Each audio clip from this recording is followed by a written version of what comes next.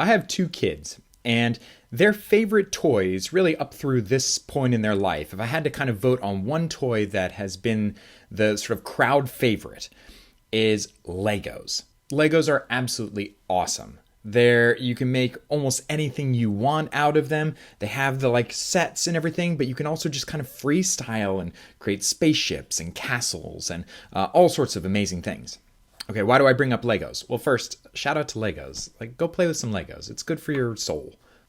Okay, why am I talking about Lego? Because Lego are a sort of metaphor for what we're going to talk about in this video. In this video, we're going to look at primary sources, the world of primary sources. And we're going to think about them as the kind of building blocks of history. These are the materials that historians use to write about and interpret the past. So we can think of primary sources as the kind of Lego bricks of the historian, the things that we use and put together in order to create a beautiful masterpiece.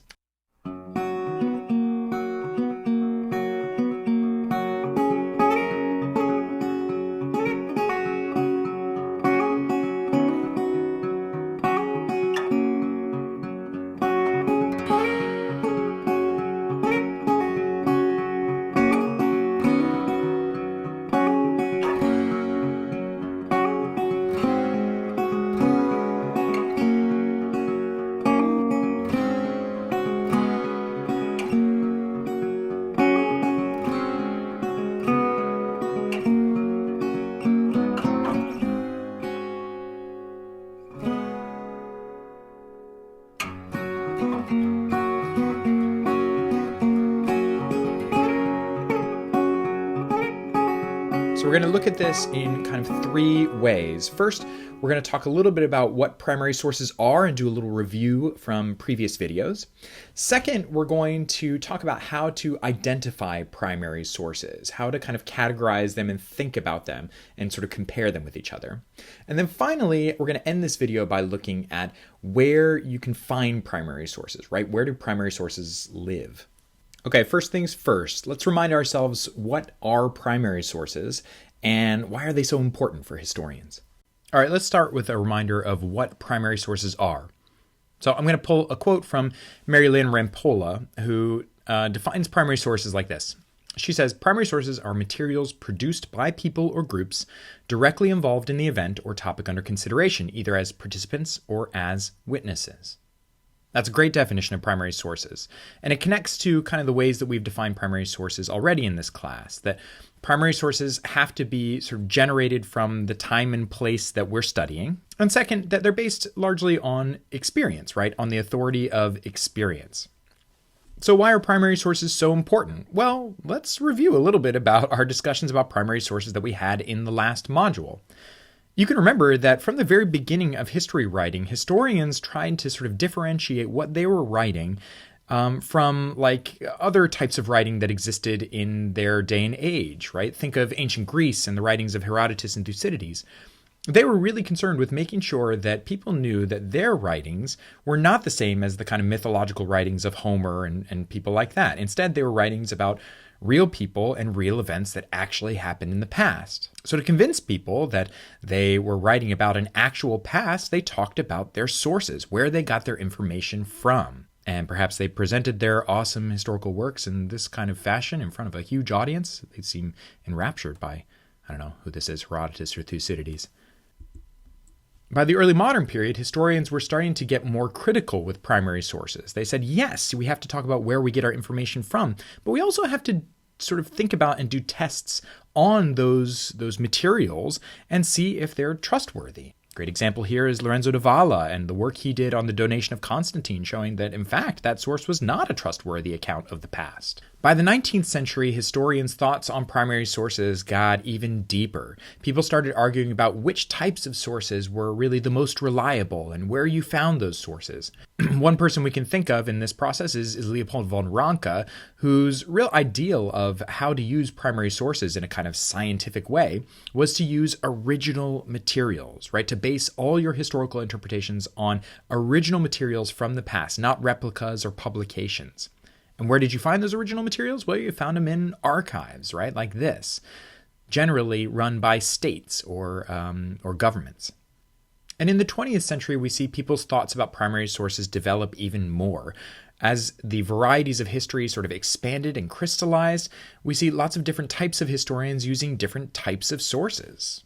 Historians from the Annales School, for example, did a lot of their work just looking at things like census data and tax records. New social historians started to read primary sources from groups who were completely ignored by Ranke and his disciples. Cultural historians began paying attention to primary sources that were even non-textual in nature, things like artifacts, things like paintings and artwork. So the world of primary sources really expanded to include almost anything that a historian could find from the past they were studying. So the point here is that primary sources are central to the work of the historian. Historians need to be able to prove that what they're saying about the past is reliable. And analysis of primary sources and sort of showing what primary sources you're using is the way that a historian does that. So as you can see, primary sources have been important for historians from all the way to the beginning of history, of historical writing and antiquity. Now I want to look at how modern historians, how historians today kind of categorize and think about primary sources. So how do we identify or categorize primary sources? Let's start first with what Anthony Brundage said in his book about primary sources. Brundage approached primary sources by thinking about the ways that we find primary sources today, right? What are the forms that primary sources take? And he really identified two main types of primary sources. The first was manuscript sources. Manuscript sources are essentially things in their original form, things that are one of a kind, a handwritten letter or a census document that was done by hand. And then Brundage says the other kind of type of primary source are published sources. These are sources that were replicated, that were reproduced in some way. Any way you do it, Brundage sort of points out that there are kind of two main forms that we can think of primary sources as primary sources in sort of a one-of-a-kind original form and primary sources in a published and replicable form. But that's not the only way to think about primary sources. We can also think about primary sources based on how they were produced, how and sort of why they were produced. And that helps us differentiate primary sources from each other. First, we can think about primary sources in the format that they take. Some primary sources are textual in nature. That means that they are documents with words and that you can read, right? But we also know that some primary sources are not textual. A clay pot, for example, that is excavated from an archaeological dig, or a painting, right? These can function as primary sources. They can tell us stuff about the past, but they don't have any text to read or interpret. Second, we can think about the intentionality of the source. Was a source sort of intended to be preserved and read by many other people, or was it not, right? Was it sort of... is it happenstance that the historian happens to have that as a relic of the past? Intentional sources are those sources that were produced in order to be preserved, right? You might think of government documents or things that were sort of done and produced so that they could be saved and used and consulted later on. Unintentional sources are things like, I don't know, the grocery list that you write down on a napkin before you head to H-E-B. If for some reason that grocery list then ends up in a folder and gets put away in a drawer, and 100 years later someone finds it, some historian finds it and uses it as an example of, I don't know, the social history of the 21st century, well, then they found an unintentional source, a source that was produced not to be preserved in any sort of way, but produced just in the moment. Third, we might think of the audience of a primary source. Was a source produced in order to be consumed by a large public? Or was a source produced in order to be read only by a small handful of people? We might think of public items as things like newspapers, right? It gets produced so that lots of people can read it. A private primary source might be something like a letter that was only intended for really one person.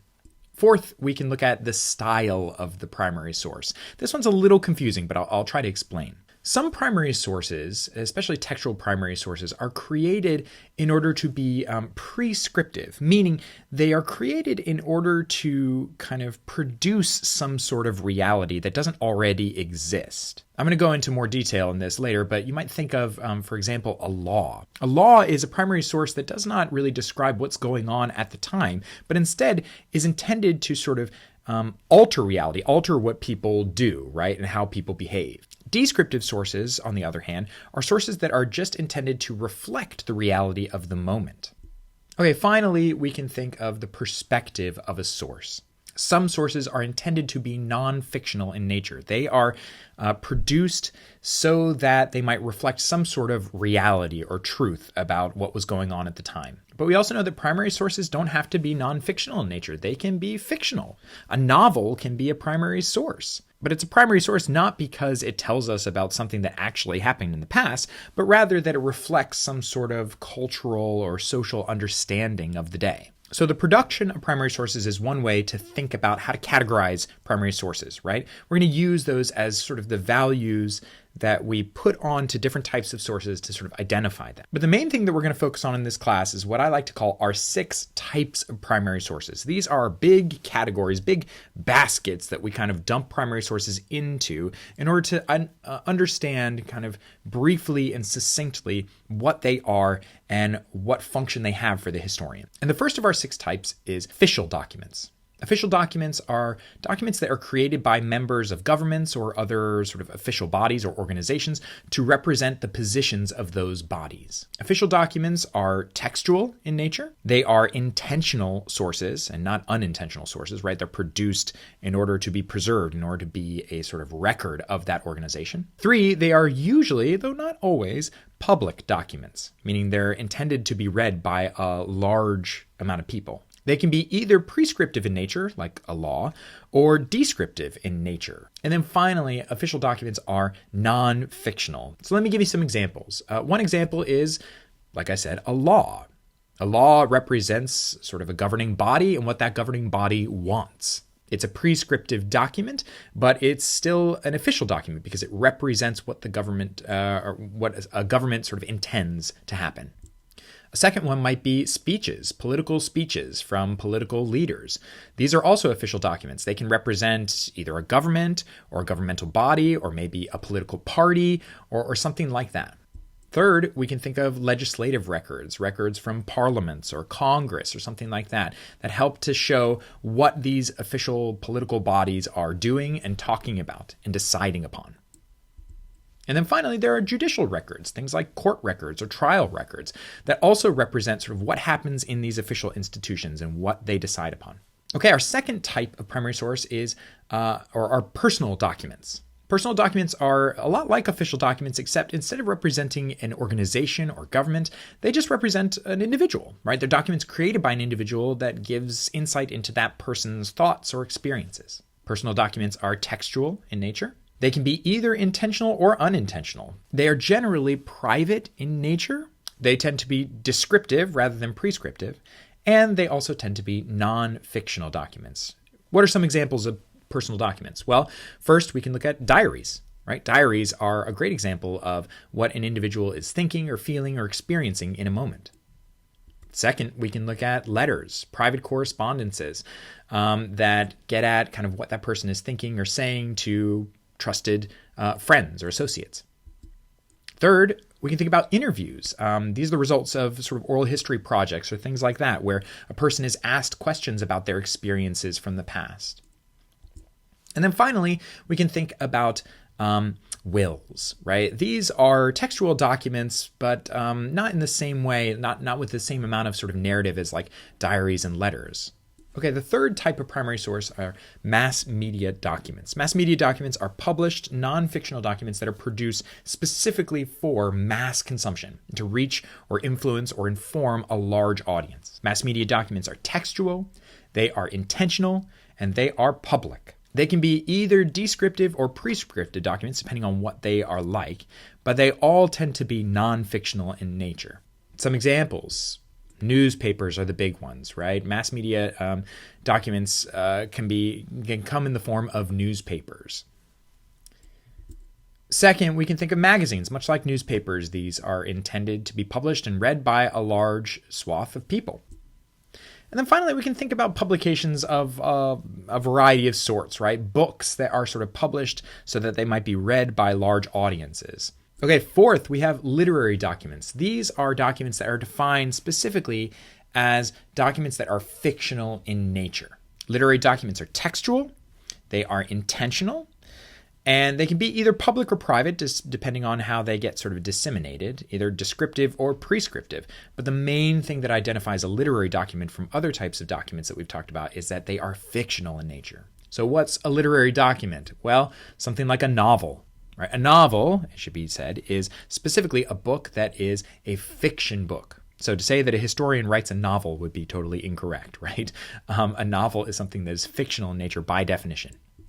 Or we might think also of poems, right? Poems can be great sources for the past, for understanding people's experiences, but they are generally fictional in nature, right? They are, while they could be reflecting someone's experiences in some way, they are creative in the way that they do that. Okay, fifth, quantitative data. Quantitative data is essentially sort of data sets, quantitative numerical data sets produced by either officials or organizations or scholars or sometimes even individuals too.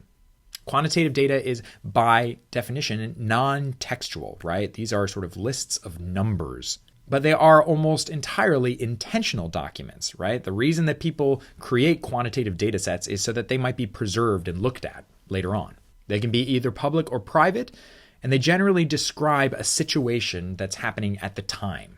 And quantitative data sets are almost entirely non-fictional as well. They are intended to represent a reality of some sort. So what might quantitative data look like? Well, census data is one example. The U.S. Census Bureau produces large data sets that have all sorts of information, numbers and data on the population of the United States over time. Another one is tax records. Tax records are records of who pays how much taxes, when, where, and how, and why. These data sets can also be extremely useful for historians who want to know about the economy of past societies. Third, we might think of budgets or financial records that come from businesses or corporations or organizations of some sort. Again, all of these are sort of non-textual numerical records, but they can all be analyzed by historians to tell us something about the past. Okay, last but not least is a sort of miscellaneous group that we refer to here as artifacts. Artifacts are essentially non-textual objects of material culture and art and visual content. They are by definition non-textual, right? So an artifact is not something that is a written document. And they can take lots of different forms. They can be either intentionally produced or unintentionally produced. They can be for public or private consumption. They can be descriptive of a reality or prescriptive of an intended eventual reality.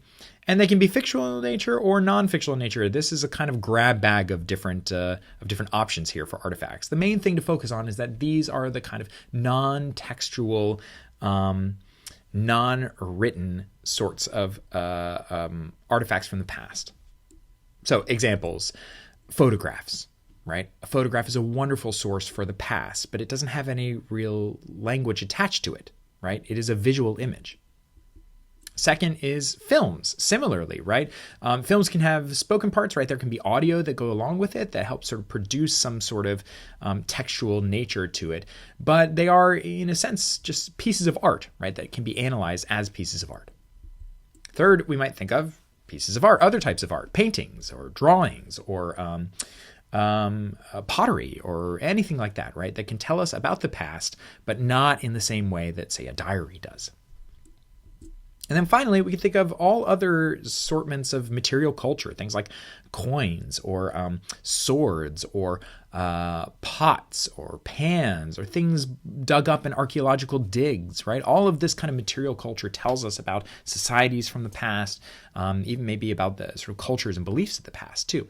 Okay, we know what primary sources are, we know why they're important, and we know sort of how to identify them, how to describe them and categorize them. Now, the final step is to look at where we find them. Where do primary sources live? Well, here it's kind of important to remember what Brundage said. Remember that we find primary sources in two basic forms, right? In manuscript form or in published form. So with that in our mind, we can now look at the three main places that we find primary sources today. First, there's archives. Right? This means both physical archives and digital archives, and I'll talk a little more about that in a bit. And yes, that is me in the archive with a soul patch. Second, there is publications, right? Things like anthologies or modern editions of older works or collected works from a single author or something like that.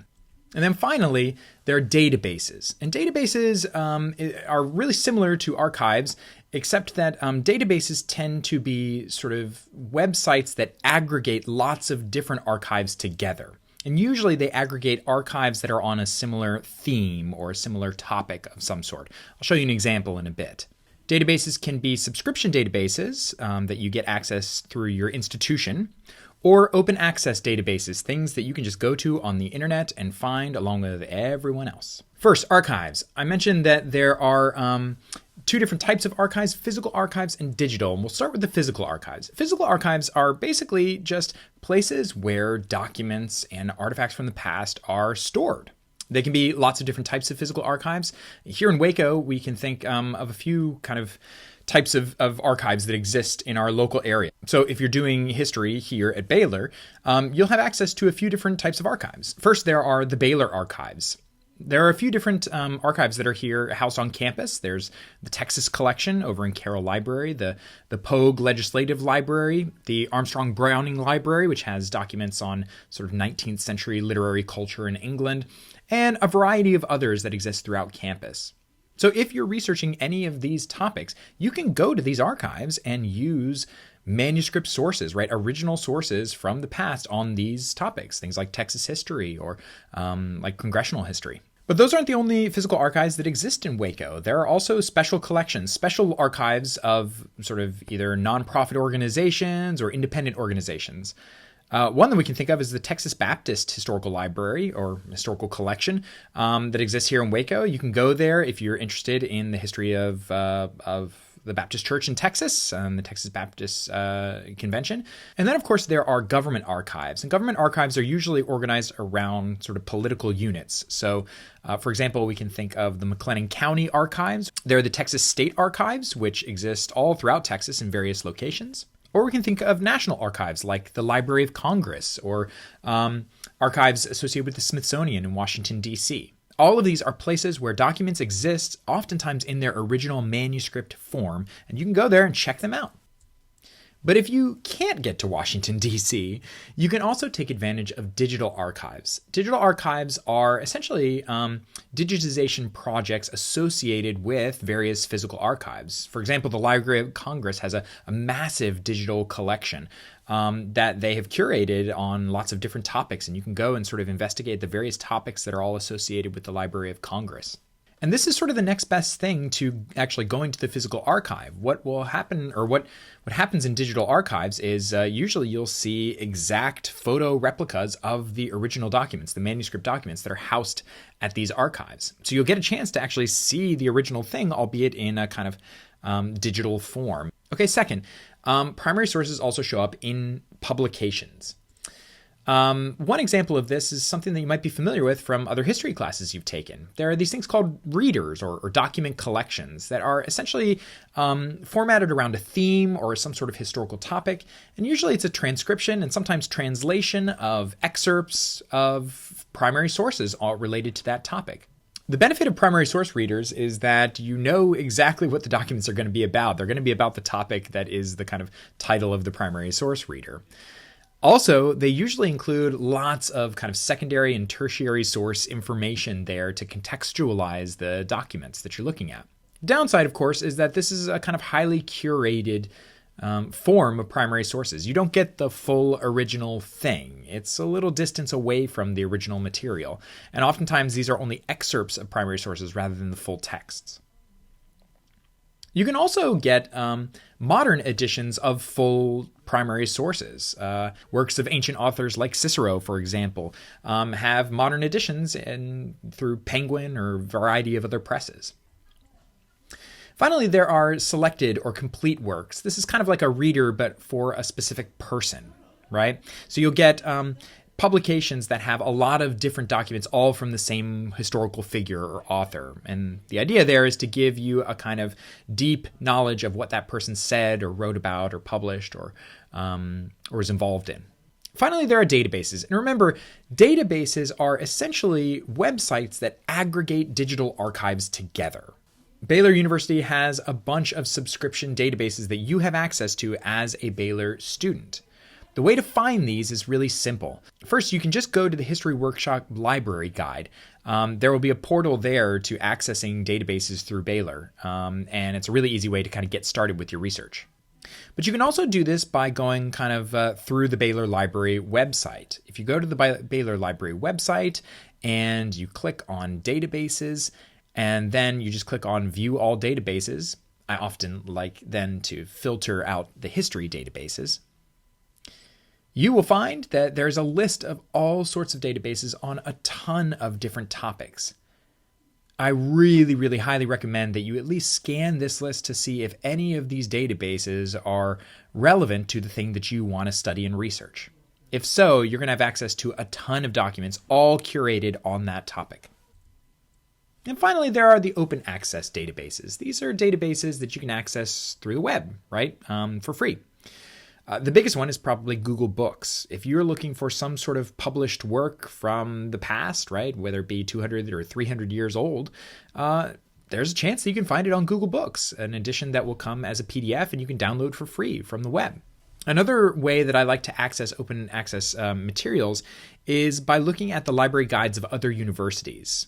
You see, professors like me will oftentimes teach classes on certain topics, and then they'll have librarians create library guides that link to all sorts of open access materials that students can get if they want to do research on that topic. So I love just Googling whatever the topic is that I'm interested in and library guide. If you put that together, chances are you're probably going to find a library guide from some university, and they're going to have a ton of links to open access resources. All of this is going to be really important for you as we go through this module. In this module, we're going to focus on primary source work, on analyzing primary sources, and you're going to get to do independent research on a topic of your choosing in which you get to find primary sources and analyze them. So you're going to need to know, first of all, what primary sources are. Second of all, how to kind of categorize them, how to think about them, and how to differentiate them from each other. And then third, where you can find primary sources. All right, that's it for this video. See you in class.